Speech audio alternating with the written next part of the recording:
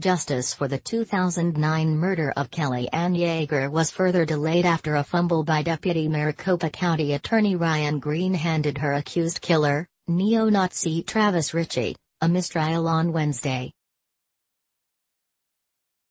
Green was in the middle of questioning one of Ricci's former fellow skinheads, ex-con William Schroll, during day 24 of Ricci's trial, when Green asked how Schroll and Ricci ended up rooming together.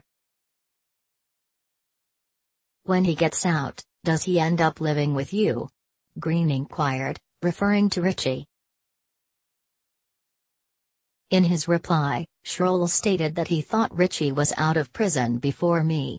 The remark passed unnoticed by most in the courtroom, save for Ricci's attorney, Bruce Blumberg, who quickly asked Superior Court Judge Dean Fink if he could approach the bench. After a while, Fink sent the jury on its lunch break, and Blumberg moved for a mistrial as Green's line of questioning exposed a fact that must be kept secret from the jury. Ricci, a former member of the vicious white supremacist street gang, the Vinlanders Social Club, is a convicted felon and has done prison time. Kellyanne Yeager, Arizona Department of Corrections. Indeed, Ricci is currently serving a 22-year sentence for an incident in 2010 where he pushed his girlfriend's head into a wall and stabbed two male friends who tried to defend her, one in the neck, the other in the hand. Previously, Ricci had done time in prison as the result of a convenience store robbery where he tied up an elderly clerk and threatened to kill her. During the trial, the jury had already heard of witnesses encountering Ricci in jail. The jury was also aware that many of Ricci's one-time associates, fellow skinheads and Vinlanders, are felons and have done prison time.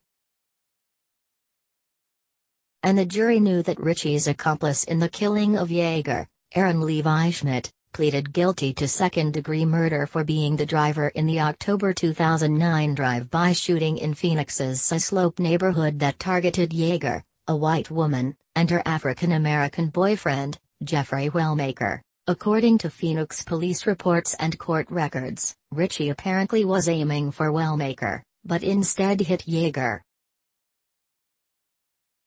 The homicide occurred following a random, late-night verbal confrontation between Ricci and Wellmaker, with Ricci calling out, "Hey, nigger, what are you doing with that white woman?" Schmidt is currently doing prison time for weapons misconduct and assisting a criminal street gang, that is, the Vinlanders Social Club, of which he was a member, while handcuffed and dressed in prison orange. Schmidt testified that Ricci fired a short-handled 12-gauge shotgun at the interracial couple, killing Yeager.